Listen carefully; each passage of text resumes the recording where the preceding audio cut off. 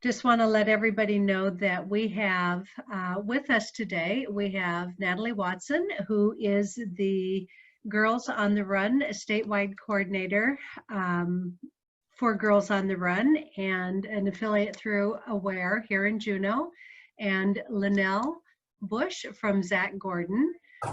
And we are starting our presentation of Let's Talk About It, which we're thrilled to bring to you. It's recognizing that September is the Juneau Suicide Prevention Month. And so we have a series of guests that will be joining us to basically talk about things that help to promote mental health. And then this first week, we've been doing connections with back to school and support for our students, support for our parents. What does education look like in during this COVID world of ours, and what we can do to move through that in a healthy way. So my name is Tina, and I'm the Juneau Suicide Prevention Coordinator, and we work with NAMI. We're a group of different agencies that come together to promote mental health and also to reduce the stigma around talking about suicide and mental health. And so that's all things connected. We know that we're especially challenged right now with COVID-19 and Black Lives Matter, that movement. And so the other thing that we very much want to do is link resources. So we're thrilled for all of our listeners.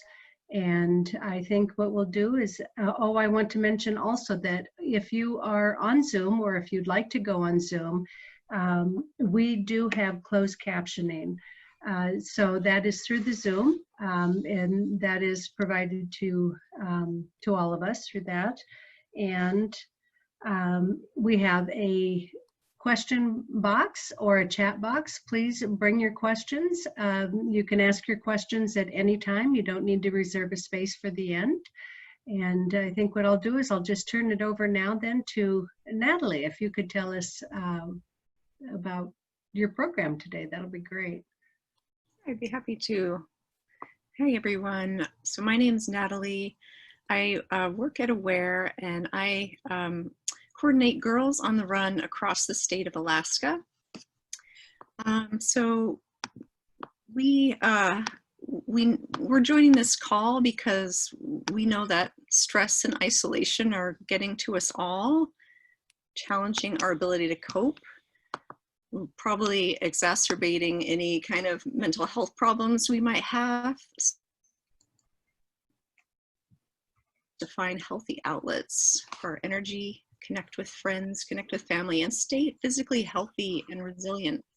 We can help ourselves and help others. And this is even more true for young people who may not have yet figured out what supports they need or how to find those supports. So we're going to show a few slides. Erin, can you start the slideshow?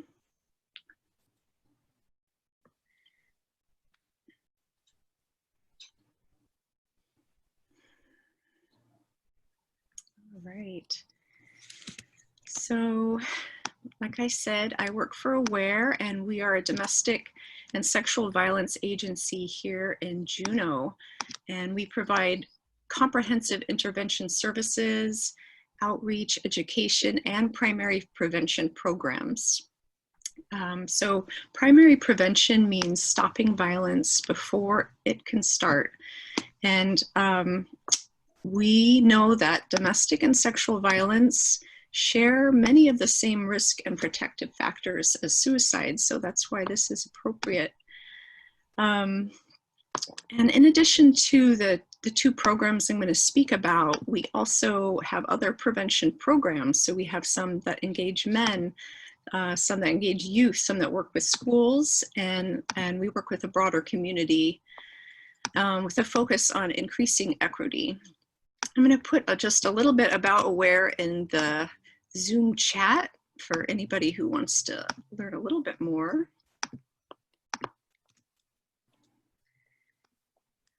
Okay, can we go to the next slide, please? Thank you. So the first program I'm going to talk about, the main one today, is Girls on the Run. So this is our vision and mission. So we inspire girls to be joyful, healthy, and confident using a fun, experience-based curriculum which creatively integrates running.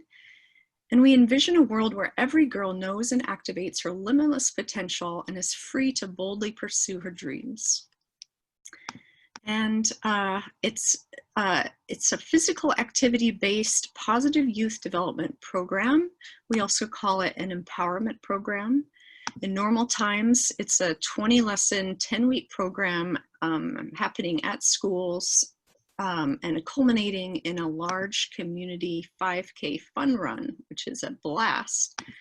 So we've had to change a little bit for the COVID era. So we'll get to that kind of at the end. Can we go to the next slide, please? So this is a little bit why Girls on the Run has become such a big program nationwide. So we're close to serving 2 million girls.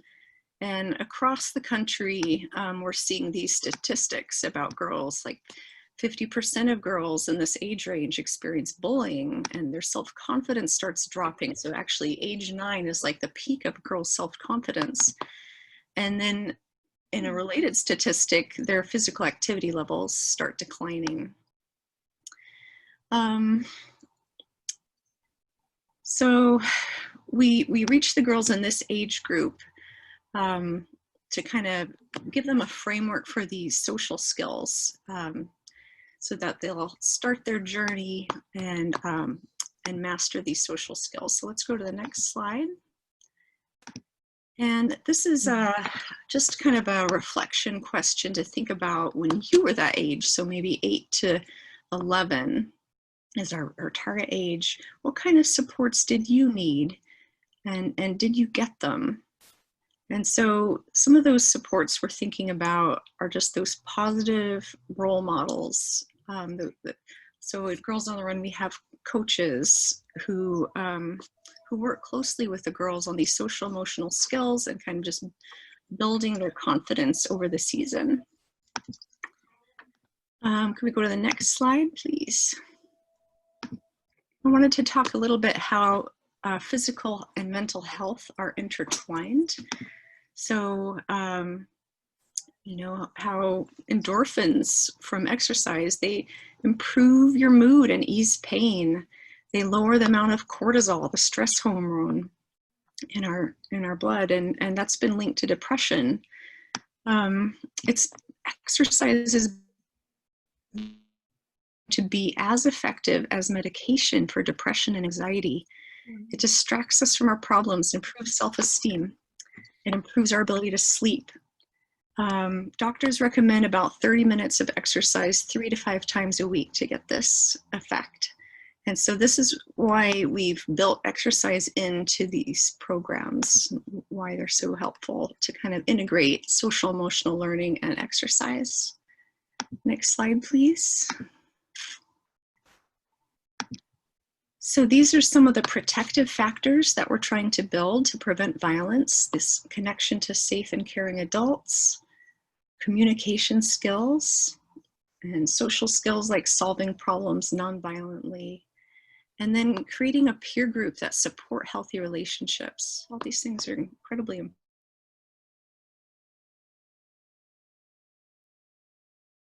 Resilient as they grow up. So they're super important to strengthen.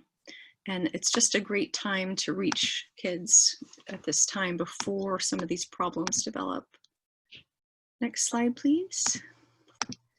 These are some of the core concepts of positive youth engagement. So these 3 aspects are what makes Girls on the Run so powerful. And those are building relationships, both among the girls and between the girls and the coaches, creating a positive, inclusive environment where everybody feels kind of at home and safe, and creating a mastery climate as opposed to a performance climate. So a mastery climate means that every girl is celebrated for her effort and her improvement over the season. So that 5K at the end is a non-timed event. It's a fun run, and every girl makes it to the end, and every girl is cheered the same. Next slide, please.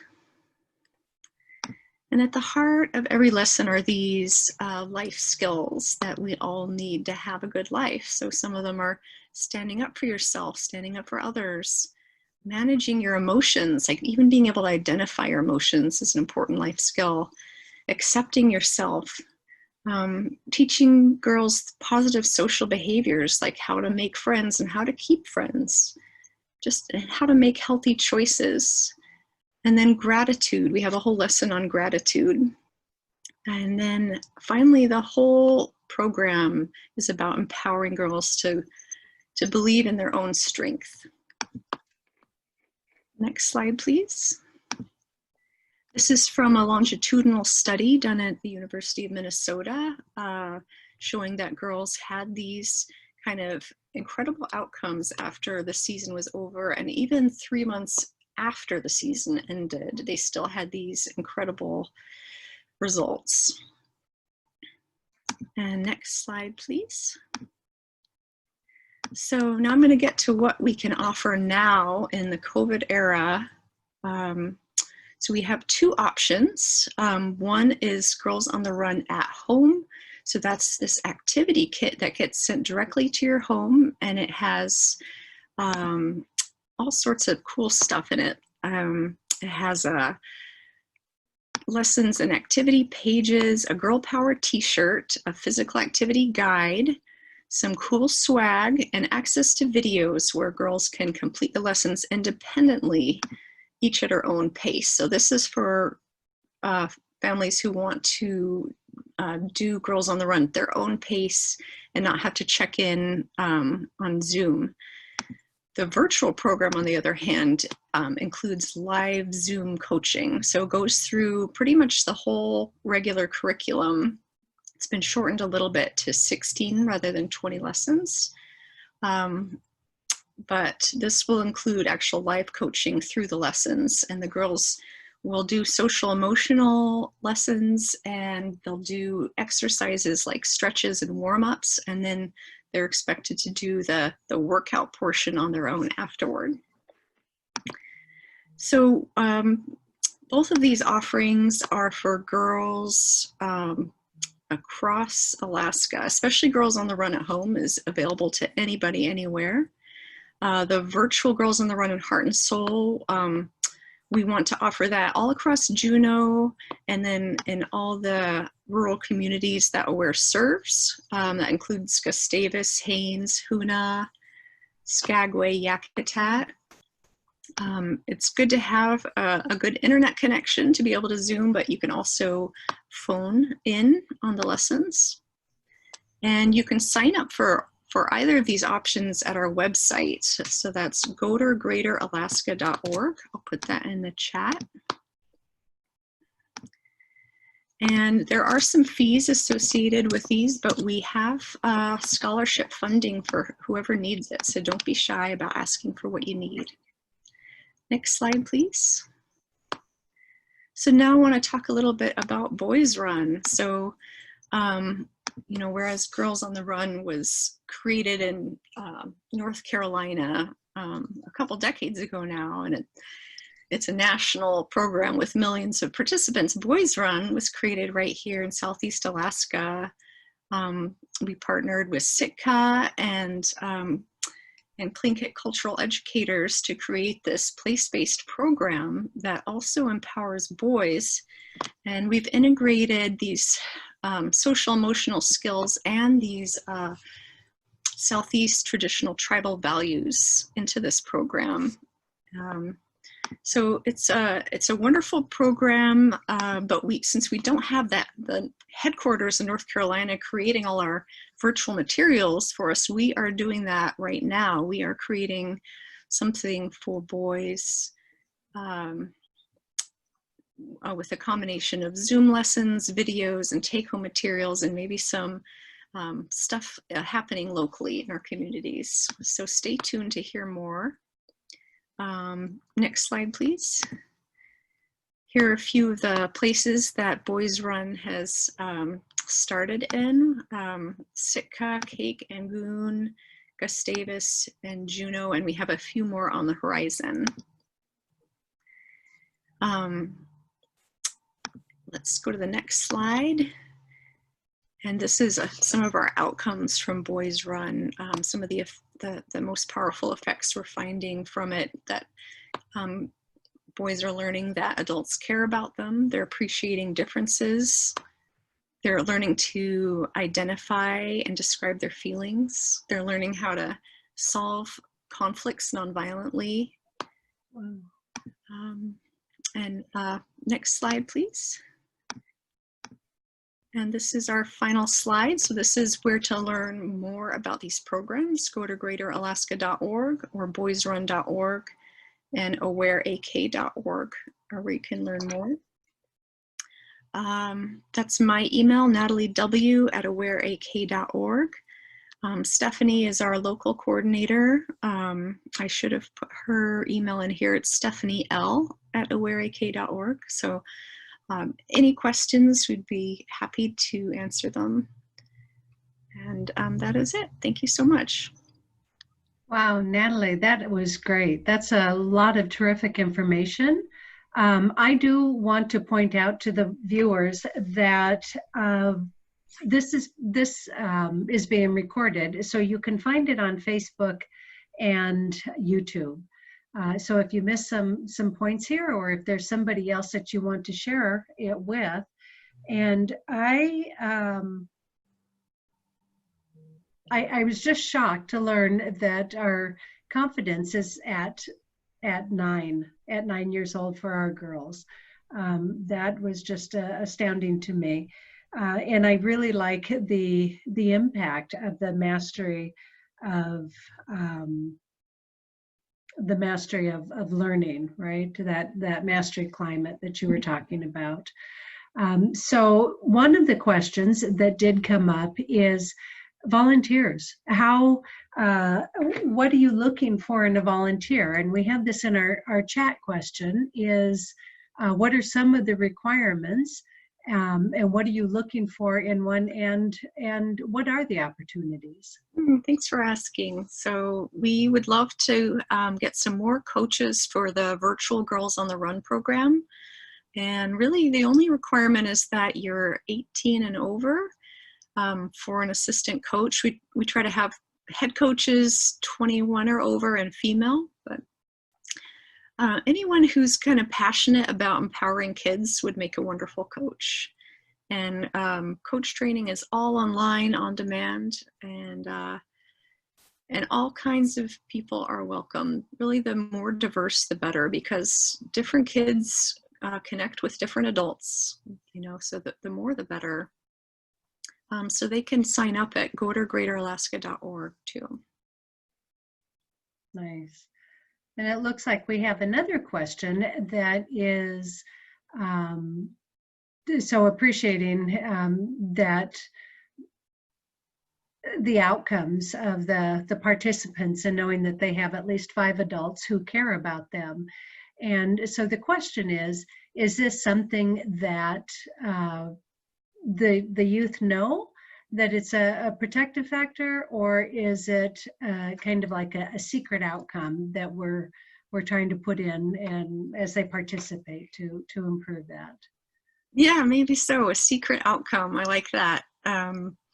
Yeah, I don't think we tell boys, okay, we're going to teach you some protective factors that are going to keep you resilient and keep you from ever getting involved in violence. No, we don't need to say that. We're empowering boys to believe in themselves, find their inner strength, you know, work together as a team. Yeah. So similar. Girls. And working through COVID is going to be a tremendous thing. I mean, it's going to present its challenges, but I think one of the great things that it sounds like is the teams used to be restricted to 7. Are there restrictions now, or can we have the more the merrier? How does this work? Oh, well, they've determined that you don't want more than 12 on a Zoom call, so we're going to cap it at 12. And they recommend at least 6 for a team, but I think we can be pretty flexible. you know, we're going to offer it to whoever wants it. So Awesome. sign up now so we know how many coaches we're going to need. And this is throughout Southeast. That's right. Yeah, pretty much. Great. So once again, Natalie has provided in the chat box how to get a hold of her, to sign up, to volunteer as coaches. And please share this with all of your littles. And thank you very much, Natalie. Thank you. Okay. So our other guest that we have today is Linnell Bush from Zach Gordon, and he has a program that is very dear to my heart that he'd like to share with us today. So I will just hand this over to you, Linnell, if you could introduce yourself and give us your program. Hi, my name is Linnell Bush. Thank you, Aaron, for putting that up. So what I'm presenting to you guys, and I'll be quick, is we present at the Zach Gordon Youth Center with partners being Juneau Suicide Prevention Coalition, AWARE, and NAMI as well. We are doing the BIPOC Teen Talk, which stands for Black, Indigenous, and Teens of Color at the Zach Gordon Youth Center. What we do for that is we talk about issues that are affecting teens of color in the community and in the world, or really what's ever going on in their lives. And it's a safe space with trusted adults, and where we connect and talk about things that involve race, racism, and just things that are going on that could affect them, that they have people that they feel comfortable with to talk to. It happens at the Zach Gordon Youth Center. This actually happens twice a month. What's coming up right now is our virtual meeting. We have an in-person meeting on the 4th Wednesday of every month. What's coming up is the second Wednesday, so we're doing it virtually. As you guys can see on the flyer that we have, the meeting ID and the passcode is in there, and I can also put those in the chat once we're done. And we have a few partners that are going to be there as well. I will be at most every meeting, and I will be one of the faces, I guess I could say, at the meeting. And we are basically, why this is happening is there are a lot of things going on with different movements in the world and just different things in teens' lives, and kids are seeing different things in the media. And we want kids to have a place where they can come with adults of color and teens of color, where they can come together and people that they feel safe around and can learn to feel safe around, and they can talk about just issues and really get a lot of different things off their chest in a safe space where they can feel less, they're not going to be judged, that people are possibly experiencing the same things that they are going through. And that is just about what I have. After our second event, like I said, the next one will be at the Zach Gordon Youth Center. We do provide food there. We try to keep it healthy, and we try to make it a place where it's just a good feeling. Are there any questions or anything that I don't think I'm missing anything? Are there any questions in the chat? I can link. So while you're linking, Linnell, one of the things that I really appreciate is in terms of having good mental health, is that so much of our identity is linked to our mental health and our identity. And so that helps to promote that overall wellness and being able to live out our self-expression or our values or our connections to our culture or what have you, just that identity piece, and that being so critical in our mental wellness. So I really appreciate that. And my understanding also is that if there's enough interest, there will be another group for teens, and Stephanie Luther is the contact person, again with AWARE. She's also partnering with the Girls on the Run program that Natalie had talked about. But using her contacts, if students are interested in, if white students are interested in learning or be in a group of allies and having some of those conversations. That is another great outlet. That is correct. And Stephanie is the contact, the same email that we gave for that.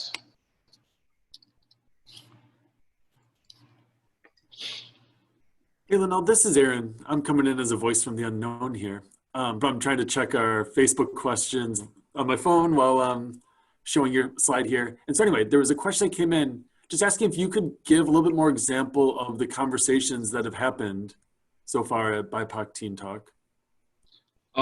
So thank you, Aaron. So one of the questions that we've had are just things that we've talked about. We've really tried to direct most things toward what is going to benefit the students and the teens the most. And we think about the different things. We talk about the media. We talk about a lot of things that are going on in the Black Lives Matter movement.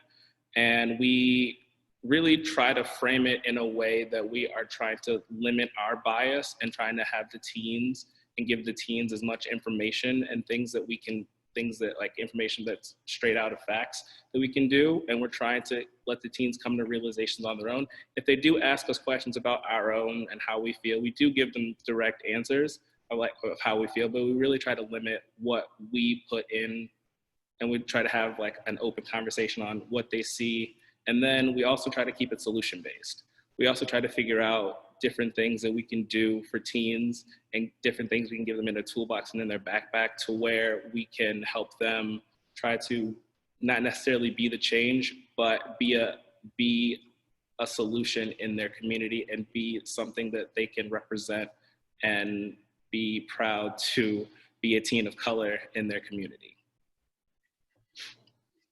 So if I can address that question too, some of the conversations, and one of the things is that the conversations are confidential. Names are never attached.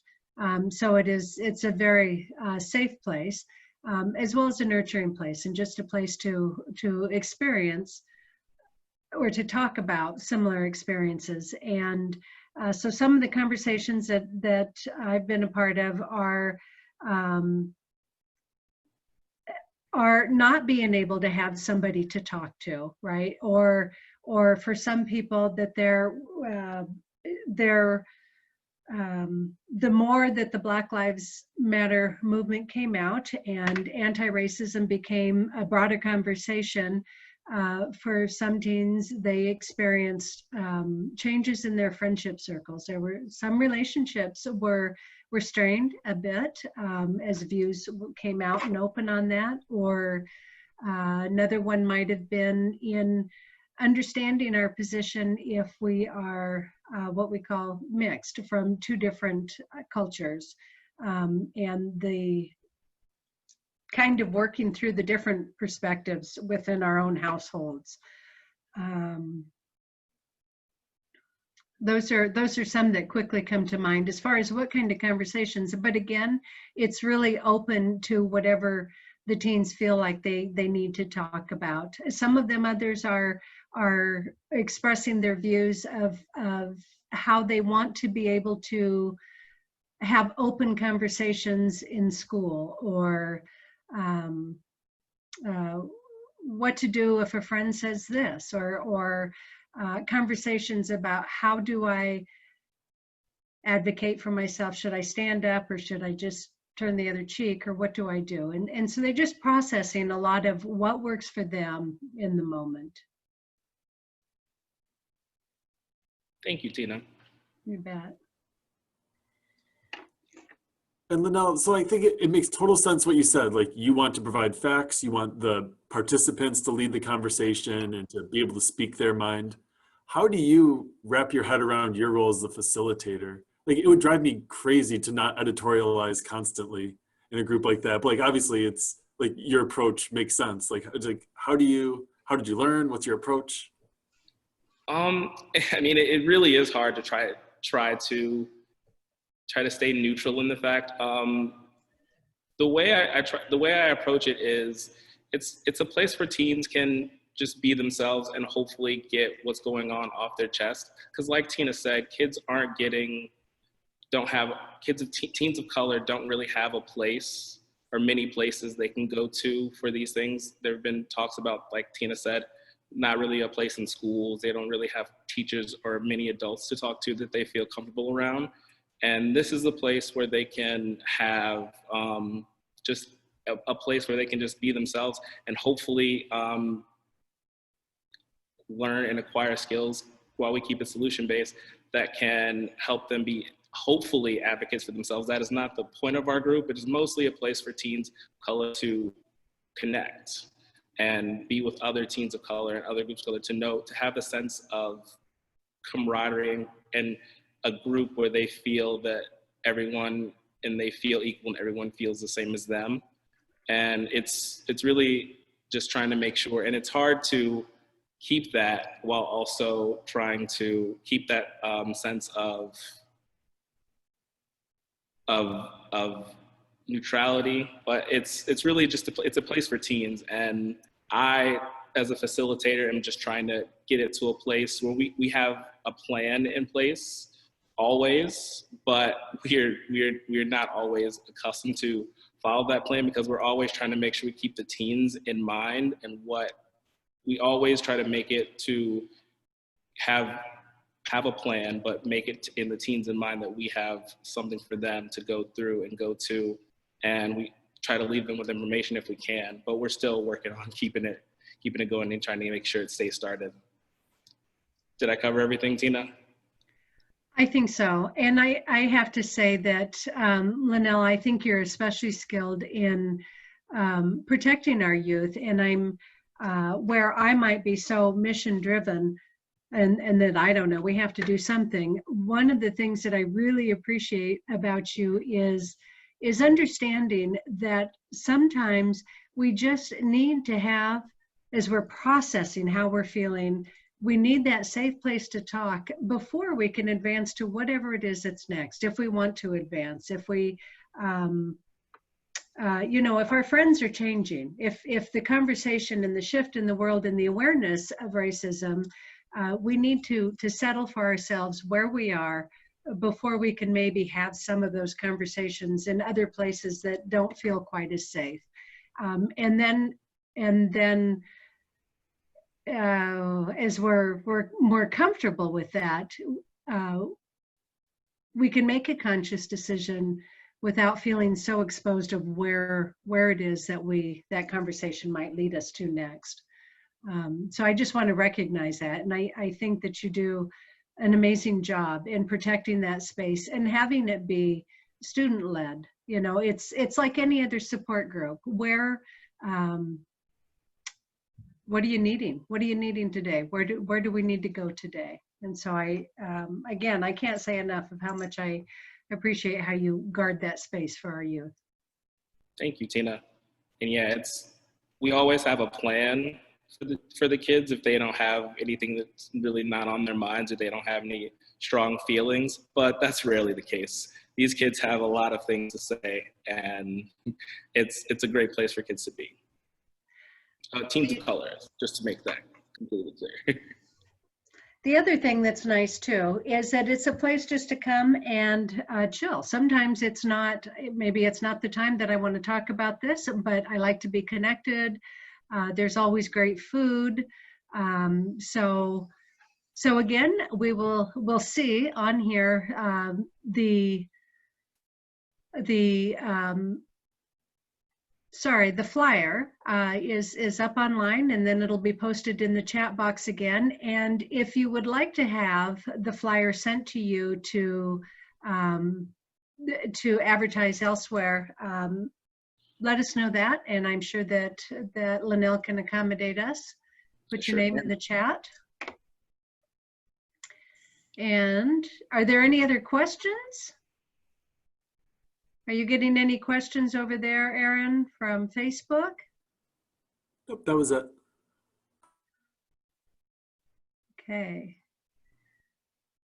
All right. Well, again, I remind everybody that this is being recorded on Facebook Live or Facebook and YouTube. And I want to thank Natalie for her presentation, her slide presentation. Again, a lot of information in those slides. and ways to sign up for our youth and our volunteers. So that is something that can happen right away. Are we planning, this is something that's going now, so we're not too early to sign up. It's happening now. Great. Okay. And then what about volunteers or anything on that nature for Zach? Oh, I know what I wanted to talk about too, is as far as the COVID protection, what happens as far as being safe and recognizing our distance requirements, and when our students show up at the center, what kind of protections? So we do have masks available, and we are keeping everything social distance. Depending on our size, if our sizes get too big, I think we're going roughly past 12 or 13, we will use our outside court. But for right now, we're using our inside, and we have the time available for teens to be there at openly from 2:30 on the flyer, like it said, 2:30 to 4 on Wednesdays, every fourth Wednesday of the month, and then on Zoom every second Wednesday of the month. And we have masks ready, and we will be socially distant in most everything we have. And those are our accommodations that we have right now, as far as I know. So temperature is also taken, and then tracking. So everybody signs in so that if we need to contact people, then we can do that too. But yes, of course. Thank you for that. Yes, thank you. Any last words from you, Natalie? Thank you for the opportunity. This has been a wonderful series so far. Thank you. Great, Yes, thank you. Thank you. Well, we wish you the very best as the school year progresses, and thank you for joining us and helping us to connect our communities.